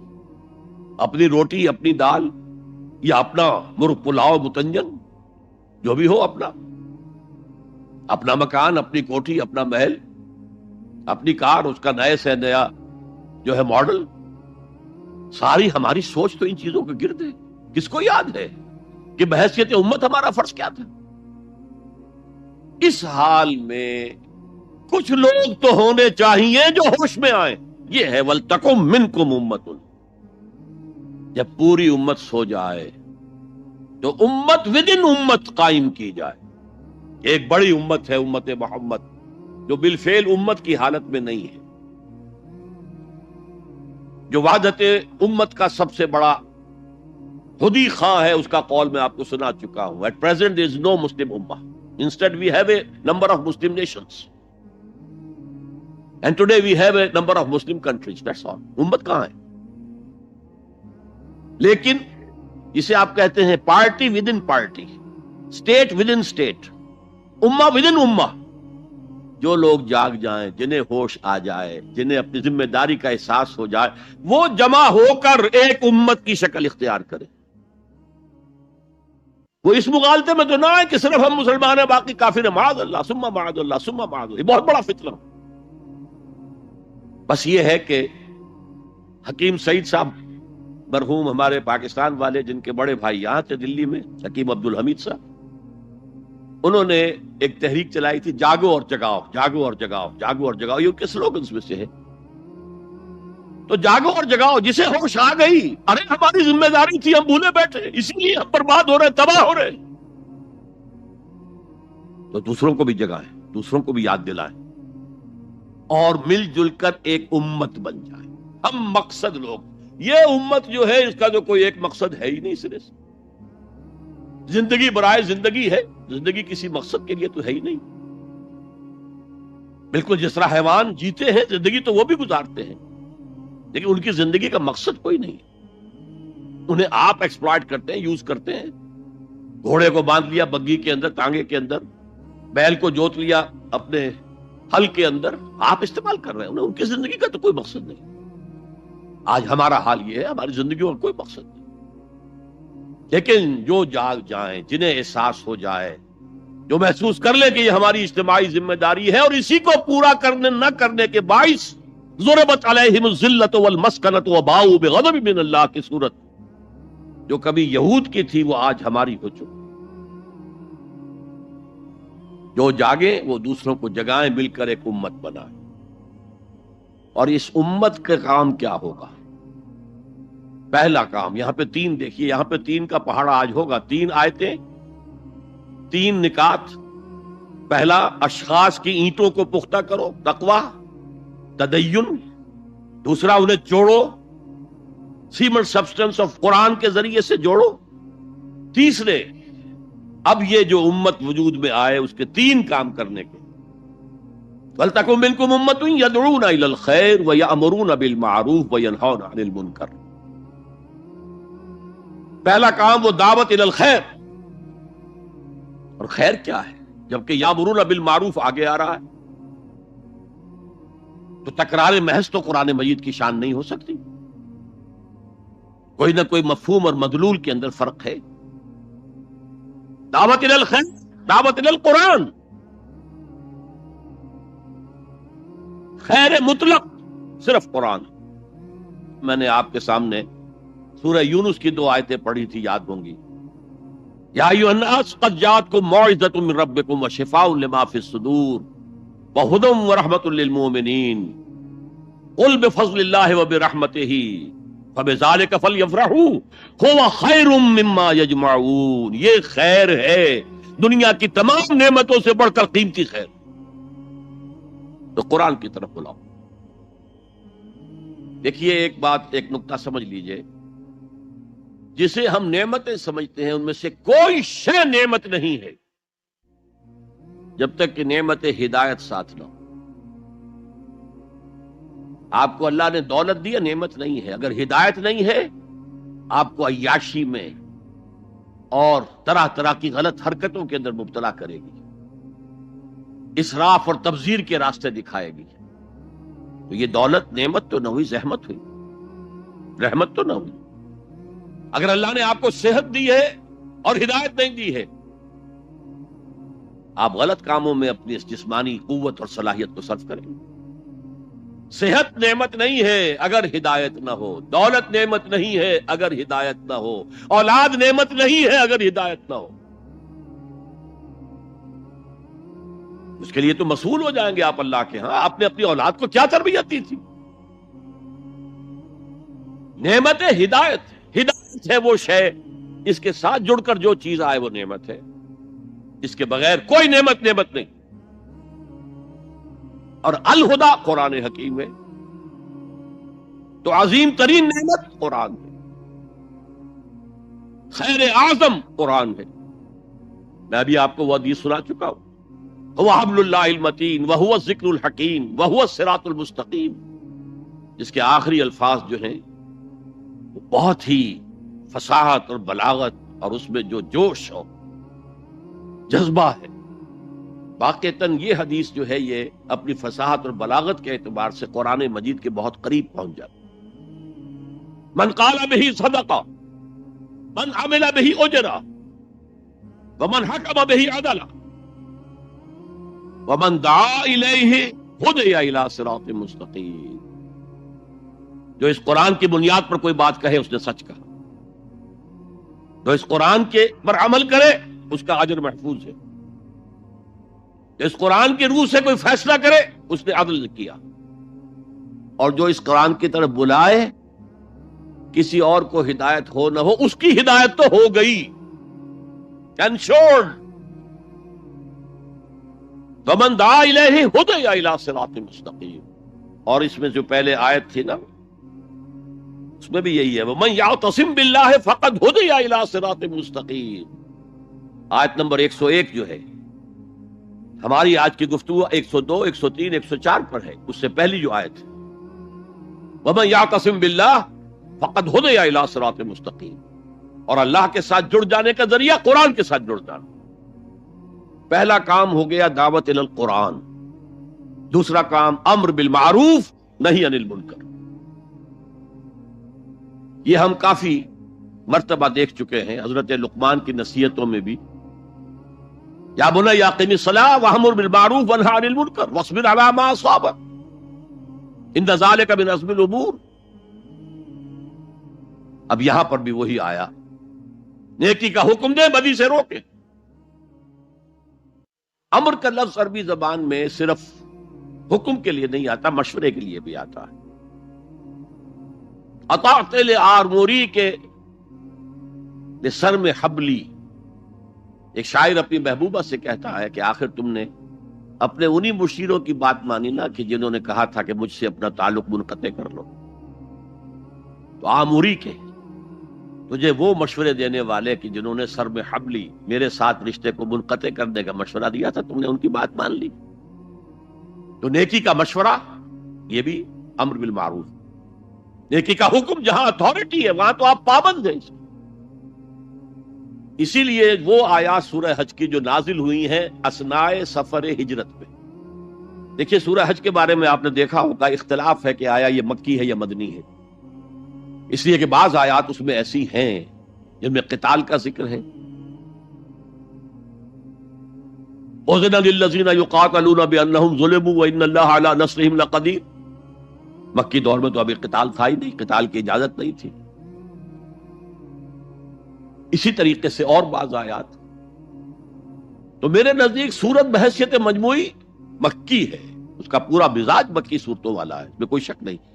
البتہ کچھ آیات اس میں مدنی نہیں بلکہ اس اعتبار سے برزخی ہیں کہ حضور جب مکے سے تشریف لے جا رہے تھے مدینے کی طرف اس اثناء میں نازل. انہی میں وہ آیت ہے الذین ان مکناہم فی الارض اقاموا الصلاۃ وآتوا الزکاۃ وامروا بالمعروف ونہوا عن المنکر. وہ لوگ کہ جنہیں اگر ہم زمین میں غلبہ عطا کر دیں، تمکن عطا کر دیں، طاقت دے دیں، تو وہ نماز قائم کریں گے، زکوٰۃ کا نظام قائم کریں گے، نیکیوں کا حکم دیں گے، بدیوں سے روکیں گے. اس لیے کہ تمکن فی الارض حاصل ہو چکا ہے. اب بدیوں سے جب بالجبر بھی روکا جا سکتا ہے، نیکی کا حکم دیا جا سکتا ہے. زکوٰۃ زبردستی لی جائے گی، دینا چاہو یا نہ دینا چاہو. انکار کرو گے تو تمہارے ساتھ قتال ہوگا. اس لیے کہ اب معاملہ جو ہے صرف واعظ و نصیحت کا نہیں ہے، اب تمکن ہے، غلبہ ہے، طاقت ہے، قوت ہے. تو جہاں جہاں جس درجے میں کسی کو بھی کوئی اختیار اور اقتدار ہو اس پر واجب ہے امر بالمعروف اور نہی عن المنکر. ہیڈ آف دی فیملی پر واجب ہے کہ اپنی فیملی کے اندر وہ یہ فریضہ سر انجام دے، نیکی کا حکم دے، بدی سے روکے۔ بدقسمتی سے ہمارے ہاں آج کل کچھ لوگوں نے ان دونوں کو علیحدہ علیحدہ کر دیا۔ نہیں یعنی منکر کرو گے، لوگوں کو روکو گے، ٹوکو گے، سودی کاروبار کرنے کے اوپر جو بھی وعیدیں آئی ہیں وہ اگر سناؤ گے لوگوں کو، وہ بھیڑ چھٹ جائے گی، لوگ سنیں گے نہیں، چلے جائیں گے۔ میرے ساتھ یہ واقعہ ہوا ہے پاکستان میں۔ میری انجمن کے مؤسسین میں سے ایک صاحب تھے، ہیں ابھی زندہ ہیں۔ انہوں نے مجھ سے آ کر ایک دفعہ کہا کہ ڈاکٹر صاحب ہمارے لیے تو سود کو چھوڑنا ممکن نہیں ہے،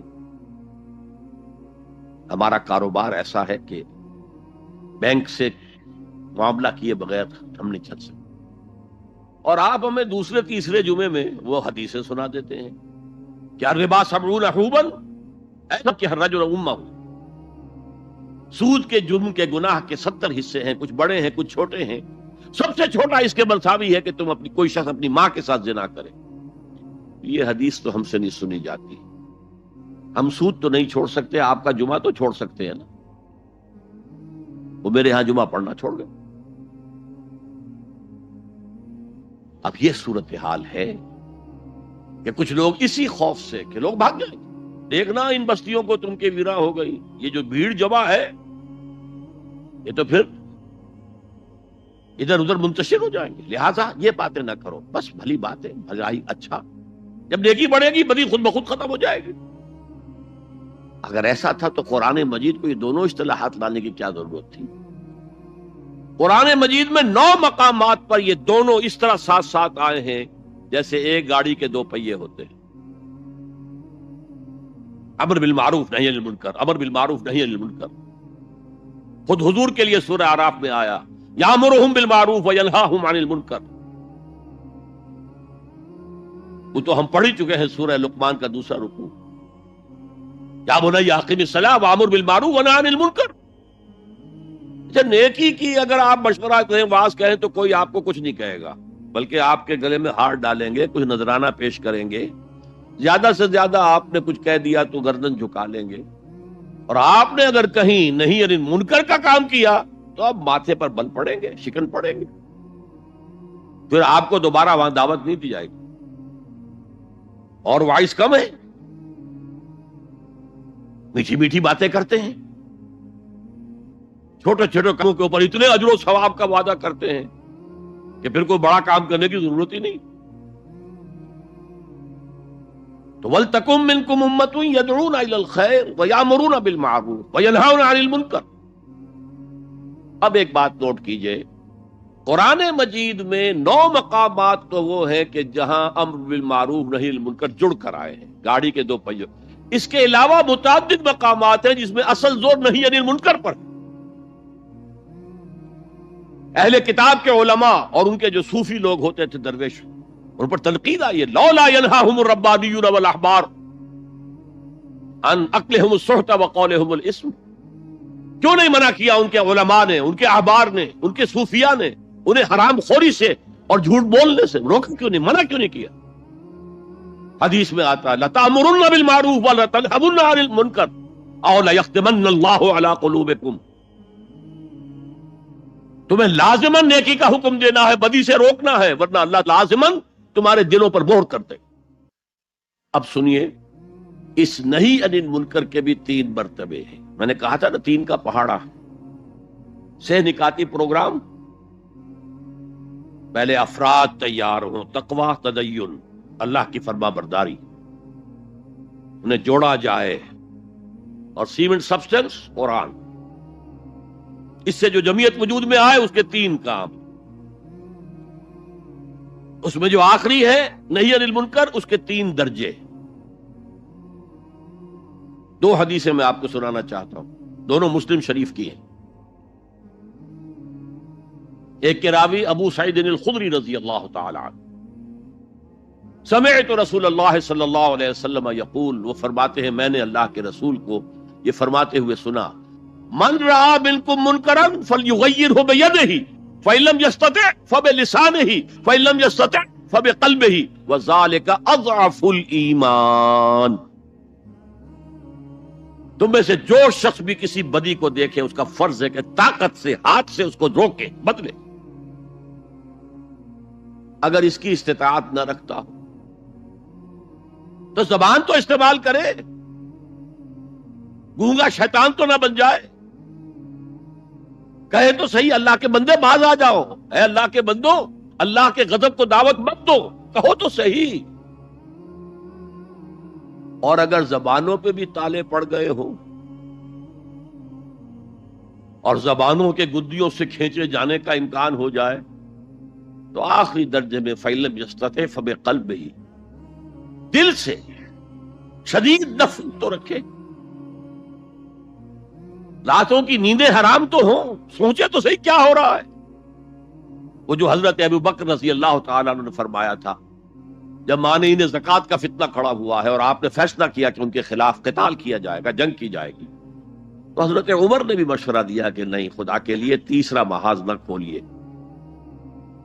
مسلمانوں کے دل مجروح ہے، مورال ڈاؤن ہے حضور کے انتقال کی وجہ سے۔ اب ایک محاذ تو حضور کی زندگی میں کھل گیا تھا، سلطنت روما کے ساتھ ٹکراؤ، غزوہ موتا، پھر اس کے بعد وہ غزوہ کے جس کو کہا گیا ہے عسر والا، بھوک والا، تبوک، اور تیسرا لشکر تیار تھا حضرت اسامہ کی سرکردگی میں کہ حضور کا انتقال ہو گیا۔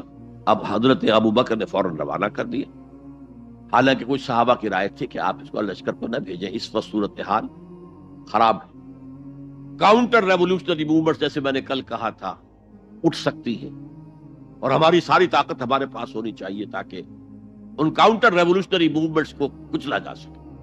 حضرت ابو بکر نے فرمایا جو لشکر حضور نے تیار کیا تھا میں اسے نہیں روک سکتا۔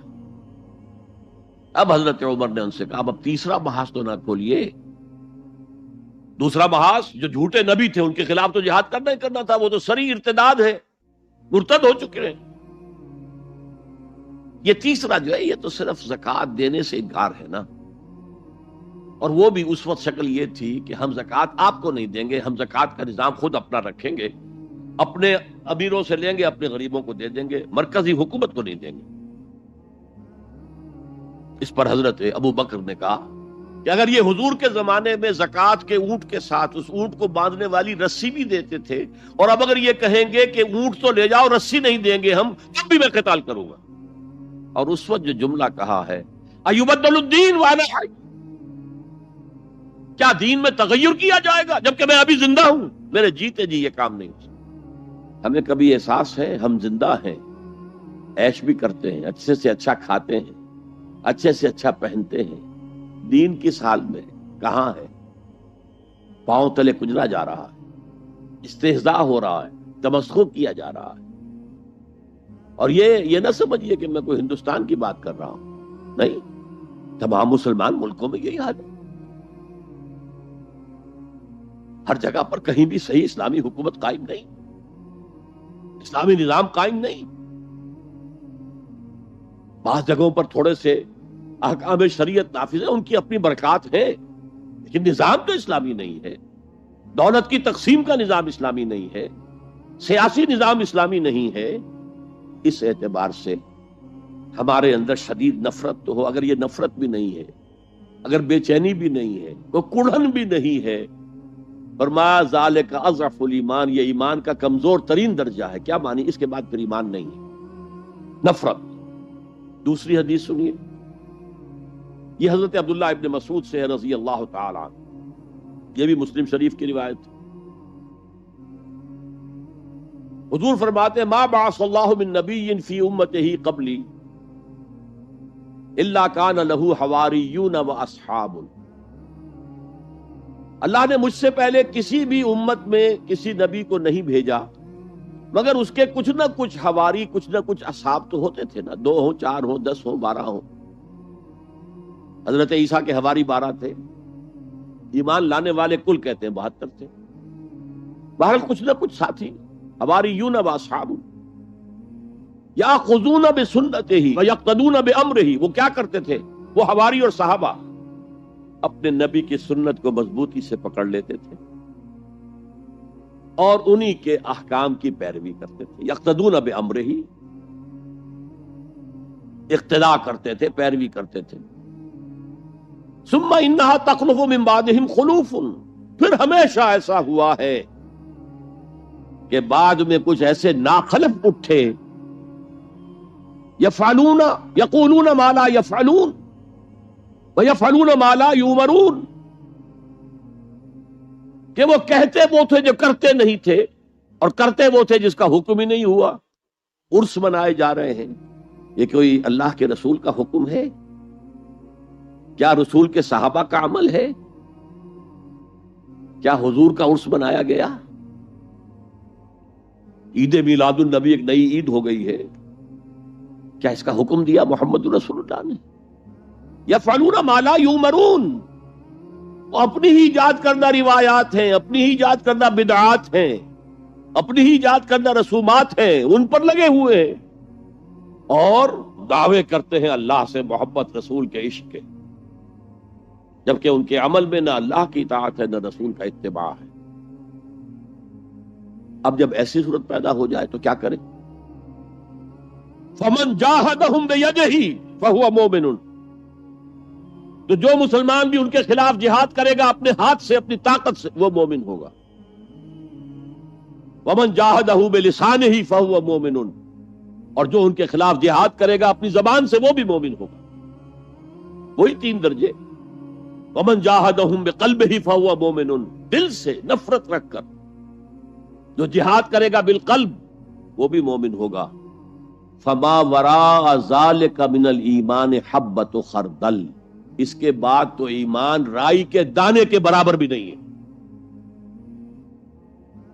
اب یہ دونوں حدیثیں نہی عن المنکر پر ہیں کہ نہیں، جس کو ہم رائٹ آف کر رہے ہیں؟ میں نے بتایا آپ کو 9 جگہ قرآن میں دونوں چیزیں ساتھ ساتھ اضافی طور پر آیا ہے، تو نہی عن المنکر پر زور آیا ہے. اب اس آیت کو مکمل کریں. وَلْتَكُن مِّنكُمْ أُمَّةٌ يَدْعُونَ إِلَى الْخَيْرِ، دعوت إِلَى القرآن، وَيَأْمُرُونَ بِالْمَعْرُوفِ وَيَنْهَوْنَ عَنِ الْمُنكَرِ وَأُولَٰئِكَ هُمُ الْمُفْلِحُونَ، اور یہی صرف یہی لوگ ہوں گے فلاح پانے والے. یہ جو اسلوب حصر کئی دفعہ سمجھا چکا ہوں کہ ایک تو آپ یہ کہیں 8-10 آدمی بیٹھے ہیں، زید عالم ہے، تو اس سے دوسروں کے عالم ہونے کی نفی نہیں ہوتی، دوسرے بھی ہو سکتے ہیں. اور کہیں زید ہی عالم ہے تو بقیہ سے نفی ہو گئی، اب صرف زید عالم ہے، باقی عالم نہیں. اس کو کہتے ہیں حصر، محصور کر لینا، کسی چیز کو کا احاطہ کر لینا. اولئک ھم فلاح پانے والے صرف یہ، وہ سوئی ہوئی امت جسے اپنی ذمہ داری کا احساس ہی نہیں، جسے یاد ہی نہیں، جو بھول گئی، جس کا حال یہ ہے کہ وائے ناکامی متاع کارواں جاتا رہا، کارواں کے دل سے احساس زیاں جاتا رہا. اور وہ امت پوری طرح مطمئن ہے ہمارے لیے تو شفاعت ہو ہی جانی ہے. سیغفر لنا، ہمیں تو بخش ہی دیا جائے گا. لن تمسنا النار الا ایاما معدودات، ہمیں تو آگ چھو ہی نہیں سکتی مگر صرف گنتی کے چند دن. تلک امانیہم، یہ ان کے من گھڑت خیالات ہیں. امانی کہیں گے وشفل تھنکنگ، یہ ان کی وشفل تھنکنگ کے سوا کچھ. فلاح پانے والے صرف یہی ہوں جو اس سے نکاتی پروگرام پر عمل پیرا ہو، اور وہ ایک امت ود ان امہ بنیں گے صرف اس احتیاط کے ساتھ. ومن احسن قولا ممن دعا الی اللہ وعمل صالحا وقال اننی من المسلمین، میں بھی مسلمانوں میں سے ہوں، ایک مسلمان میں بھی ہوں. اس سے زیادہ میں اپنے آپ کو کچھ نہیں سمجھتا. وہ کسی غرور کے اندر، غرور علم، غرور تقوی، کہیں اس کے اندر مبتلا نہ ہو جائے. وہ سارا جیسے کہ بڑی سے بڑی رقم زیرو سے ضرب کھا کر زیرو ہو جاتی ہے، اگر کہیں غرور پیدا ہو گیا تو آپ کا سارا کیا کرا زیرو سے ضرب کھا کر زیرو ہو جائے. ہم نے جہاد کے مراحل پڑھے، پہلی منزل اس کی 3 سب لیولز، دوسری منزل اس کے 3 سب لیولز، تیسری منزل اس کے 3 سب لیولز. وہی 3 کا پہاڑا وہاں بھی ہے، 3 into 3 9. 9 سٹوری پر جا کر جہاد قتال بنا ہے حضور کی سیرت مطہرہ میں، آپ کی زندگی میں، حیات طیبہ. اچھا، یہ جو آیات ہیں یہ سورہ آل عمران کے وسط میں سے ہم نے پڑھی. ان کے بالکل ہم پلہ جو آیات سورہ بقرہ میں آتی ہیں وہ کیا ہے؟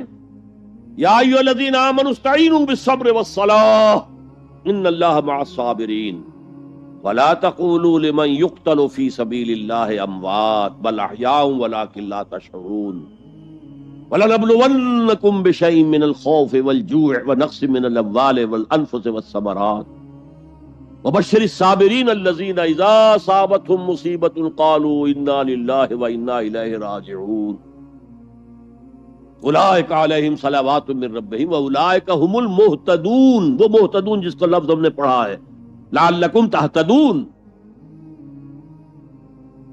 اس نہی عن المنکر کی سب سے اونچی منزل کیا ہے؟ تواصی بالحق کی سب سے اونچی منزل کون سی ہے؟ تواصی بالحق یہ بھی ہے کہ کوئی بچے گلی میں کھیل رہے ہیں، آپ ان سے کہیں بیٹے یہ کھیلنے کی جگہ نہیں ہے، تم کرکٹ کھیل رہے ہو، تمہاری بال سے کسی کی گاڑی کا شیشہ ٹوٹے گا، کچھ اور ہو جائے گا، جاؤ میدان میں جا کر کھیلو. یہ بھی تواصی بالحق ہے. کسی شخص کے ذمے کسی کوئی رقم ہے وہ نہیں دے رہا ہے، اسے جا کر کہنا بھلے آدمی اس کی رقم ادا کرو. اور اس کا ایک بڑا عجیب واقعہ ہے جو سیرت میں آتا ہے کہ قریش کے کچھ لوگ بیٹھے ہوئے تھے تو ایک شخص باہر کا کوئی آیا اور بڑی دہائی دیتا ہوا، فریاد کرتا ہوا. لوگوں نے کہا کیا معاملہ ہے؟ کہ ابو جہل کے ذمے میری اتنی رقم ہے وہ دیتا نہیں ہے، مجھے کوئی دلوا دے. لوگوں نے کہا اچھا آج موقع ملا، ذرا تماشا دیکھیں. حضور اس وقت کہیں حرم کے کسی کونے میں نماز پڑھ رہے ہیں. تو جاؤ جاؤ، وہ شخص جو ہے نا وہ کر سکتا ہے، ہم نہیں کر سکتے، اس سے بات کرو. وہ آیا، اس نے حضور سے کہا، حضور نے کہا اچھا چلو. گھر پر جا کر کہا، دستک دی، ابو جہل نکلا، اس کو اس کا حق ادا کرو. بے چونو چرا گھر میں گیا اور لا کر اس کی رقم اس کے حوالے. یہ روب حق ہے، حق کا روب. لیکن آج کل آپ یہ کام کر کے دیکھیں تو چھوٹا تواصی بالحق یہ ہے، بڑا تواصی بالحق سب سے بڑا. یہ کائنات اللہ کی ہے، یہ زمین اس کی ہے، اس کا حکم چلنا چاہیے. ان الارض للہ ان الحکم الا للہ لا یشرک فی حکمہ احدا. اللہ اپنے حکم کے اختیار میں کسی کو شریک کرنے کو تیار نہیں، نہ کسی فرعون کو، نہ کسی نمرود کو، نہ کسی قوم کو، نہ عوام کو، نہ پوری نوع انسانی کو، کسی کو شریک کرنے کو تیار. اب اس تواصی بالحق کے لیے کھڑا ہونا گویا کہ ہر نظام باطل کو چیلنج کرنے کے مترادف. اسی طرح میں نے عرض کیا تھا کہ انکر المنکرات، یہ انکر کا لفظ آ گیا تھا نا، ان انکر الاصوات لصوت الحمیر. تمام آوازوں میں سب سے زیادہ ناپسندیدہ آواز، انسان کی طبیعت پر بڑی ناگوار گزرنے والی آواز جو ہے وہ گدھے کی آواز ہے. تو انکر المنکرات کیا ہے؟ غیر اللہ کی حکومت. انکر المنکرات، اس کے خلاف جدوجہد ہاتھ سے کرو، زبان سے کرو، دل سے کرو. کم سے کم یہ ہے، ورنہ ایمان کا کوئی شائبہ موجود نہیں. لیس وراء ذلک حبۃ خردل من الایمان. اس لیول کے لیے پھر لازمی ضرورت ہے ایک جماعت، ڈسپلن جماعت. دیکھیے وہ جو 3 لیول ہم نے پڑھے تھے، پہلے لیول پر کوئی اجتماعیت ضروری نہیں ہے. اپنے نفس کے خلاف آپ خود ہی جنگ کر سکتے ہیں. میں آپ کے نفس سے کشتی نہیں لڑ سکتا، آپ میرے نفس کو زیر نہیں کر سکتے. وہ خالص انفرادی معاملہ ہے. اگرچہ کونوا مع الصادقین، اگر کچھ ایسے لوگوں کو ساتھ رہیں گے تو آسانی ہو جائے گی. خربوزے کو دیکھ کر خربوزہ رنگ پکڑتا ہے. کبھی کوئی ہمت جواب دینے لگے تو دوسرا ساتھی آپ کو سہارا دیتا ہے، لیکن کوئی جماعت لازم نہیں ہے. دوسرے لیول دعوت تبلیغ، اس کے لیے بھی جماعت ضروری نہیں ہے. ادارے، جیسے میں نے پہلے پاکستان میں انجمن خدام القرآن ایک انجمن قائم کی، اس کی ذیلی انجمنیں قائم ہو گئی، کراچی میں ہو گئی، ملتان میں ہو گئی. قرآن اکیڈمی لاہور میں قائم کی، اکیڈمیز کراچی میں، ملتان میں، فیصل آباد میں، جھنگ میں قائم ہو گئی. یہ انجمن ہے. یہاں IRF بہت بڑا کام کر رہی ہے، اور بھی ادارے ہیں جو یہ کام کر رہے ہیں. لیکن تیسرے لیول پر نظام باطل کو جڑ سے اکھیڑ کر نظام حق کو قائم کرنے کے لیے جماعت، اور جماعت بھی معمولی نہیں، منظم جماعت، ڈسپلن جماعت، جس کا ڈسپلن وہی ہو جو آرمی کا ہوتا ہے۔ آرمی کا ڈسپلن کیا ہے؟ Listen and obey. اگر کوئی فوجی اپنے بالا تر سے یہ پوچھے کہ آپ جو مجھے حکم دے رہے ہیں کیوں دے رہے ہیں، کیا مصلحت ہے اس میں، آپ مجھے پہلے قائل کریں پھر مانوں گا، تو وہ فوج کہلائے گی۔ بڑی پیاری نظر تھی، ایک فوج کو ایک رسالہ 600 سواروں کا، حکم دے دیا گیا چارج، بڑھو حملہ کرو، جبکہ صورت یہ تھی کہ داہنی طرف بھی توپیں لگی ہوئی ہیں اور آگ برس رہی ہے، بائیں طرف بھی توپیں ہیں، سامنے سے بھی توپیں ہیں۔ ان 600 آدمیوں نے سمجھا someone has blundered, cannons to right of them, cannons to left of them, cannons in front of them, someone has blundered. لیکن there's not to reason why, there's but to do and die. So into the valley of death rode the 600. 600 کے 600 موت کی وادی میں اتر گئے۔ یہ discipline درکار ہے اس جماعت، ورنہ وہ کام نہیں ہو سکتا۔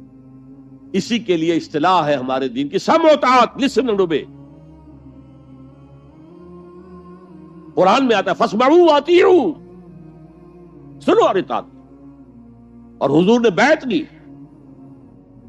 اپنے صحابہ سے۔ حالانکہ حضور کی اطاعت تو صحابہ کرتے ہی کرتے تھے، جب رسول مان لیا تو اس میں اطاعت میں اب کون سی کمی رہ گئی، ماننی پڑے گی۔ وما ارسلنا من رسول الا لیطاع باذن اللہ۔ لیکن حضور نے اپنے بعد کے لیے ایک سنت چھوڑی ہے، اب آئندہ یہ کام اگر ہوگا تو کوئی نبی تو نہیں آئے گا کہ اس کی اطاعت بطور نبی کی جائے، کوئی رسول نہیں آئے گا کہ اس کی اطاعت بطور رسول کی جائے، تو کوئی اجتماعی نظم قائم ہوگا، کس بنیاد پر قائم ہوگا؟ میرے نزدیک یہ سنت اپنے بعد والوں کو چھوڑنے کے لیے حضور نے بیعت کی۔ میں نے ایک حدیث آپ کو سنائی تھی، حضرت حارث عشری رضی اللہ تعالی عنہ فرماتے ہیں، یہ مسند احمد ابن حنبل میں بھی ہے، ترمذی میں بھی ہے، قال قال رسول اللہ صلی اللہ علیہ وسلم انی آمرکم بخمس اللہ امرنی بہن۔ یہ ایک روایت میں اضافی الفاظ ہیں، اللہ امرنی بہن، دوسری میں نہیں ہے۔ انی آمرکم بخمس کے بعد شروع ہو جاتی ہے بالجماعت والسمع والطاعت والہجرت والجہاد فی سبیل اللہ۔ مسلمانوں میں تمہیں 5 باتوں کا حکم دے رہا ہوں، اور یہ حکم اللہ نے مجھے دیا ہے۔ حالانکہ آپ کو بھی حکم دینے کا اختیار ہے، لیکن آپ نے تاکید کے لیے کہا، میں اپنی طرف سے نہیں کہہ رہا، میں پہنچا رہا ہوں۔ انی آمرکم بخمس اللہ امرنی بہن بالجماعت والسمع والطاعت والہجرت والجہاد فی سبیل اللہ۔ ذرا دیانتداری کے ساتھ ہاتھ اٹھائے ان مجمع میں سے وہ لوگ جنہوں نے پہلے کبھی یہ حدیث سنی ہے۔ ایک تو ادھر میں نے ہاتھ دیکھا ہے، اس کا چرچا ہی نہیں ہمارے ہاں۔ کیوں؟ یہ اس لیول سے متعلق ہے جس لیول پہ ہم سوچتے ہی نہیں۔ اقامت دین کی جد و جہد، نظام کو بدلنے کی جد و جہد، یہ ہمارے ذہن سے خارج، ہمارے تصور دین سے خارج۔ دیکھیے وہ جو ہے بنی الاسلام علی خمس، اس میں امر نہیں ہے، یہ خبر ہے صرف۔ اسلام کی بنیاد 5 چیزوں پر قائم ہے، شہادت اللہ الہ الا اللہ وان محمد رسول اللہ، واقام الصلاۃ وایتاء الزکوٰۃ وصوم رمضان وحج البیت من استطاع الیہ سبیلا۔ یہ حدیث کس کو نہیں معلوم؟ متن یاد نہ ہو یہ بات دوسری ہے، کس کو نہیں معلوم 5 ارکان اسلام حضور نے بتائے ہیں؟ حالانکہ وہاں یہ ہے میں تمہیں حکم دے رہا ہوں، اور چرچا ہی نہیں ہے ہمارے یہاں۔ جس گاؤں جانا نہیں اس کا راستہ کیا پوچھنا، جو کام ہم نے کرنا ہی نہیں، اس کے جو لوازم ہیں ان کے تذکرے کی کیا ضرورت ہے؟ یہ ہے ہمارا اس وقت کا عام مسلمانوں کا تصور۔ زیادہ سے زیادہ یہ کہ دین کو پھیلاؤ، پہنچاؤ، کتابوں سے، رسالوں سے، ویڈیو سے، آڈیو سے، مواعظ سے، درس قرآن سے، ترجمہ قرآن سے، یا تو یہ کہ اپنی ذاتی نیکی کا تصور ہے، اور یا پھر اس سے اوپر صرف یہ دعوت و تبلیغ۔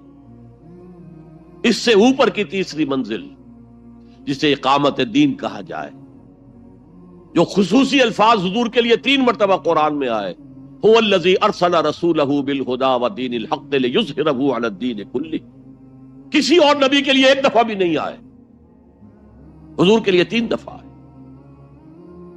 سورہ توبہ، سورہ فتح، سورہ صف۔ یہ چونکہ چیز ہمارے ذہنوں سے نکل گئی ہے، لہذا اس کے جو متعلقات ہیں اس کی طرف بھی توجہ نہیں ہے۔ سیدھی سی بات ہے، منطقی بات ہے، جس گاؤں جانا نہیں اس کا راستہ کا کو پوچھنا۔ یہ 5 چیزیں ہیں لازم، جماعت کی شکل میں رہو۔ یہ بھی فرمایا علیکم بالجماع، یہ حضور کی حدیث ہے، علیکم بالجماع، لازم جماعت کی شکل میں رہو۔ اور حضرت عمر کا قول ہے، اور آپ کو معلوم ہے کہ صحابی کا قول بھی حدیث کہلاتا ہے۔ حضرت عمر فرماتے ہیں لا اسلام الا بالجماع ولا جماع الا بالامارہ ولا امارہ الا بالاطاعہ، کوئی اسلام بغیر جماعت کے نہیں، کوئی جماعت بغیر عمارت کے نہیں، اور کوئی عمارت بے فائدہ ہے اگر اس کی اطاعت نہ ہو۔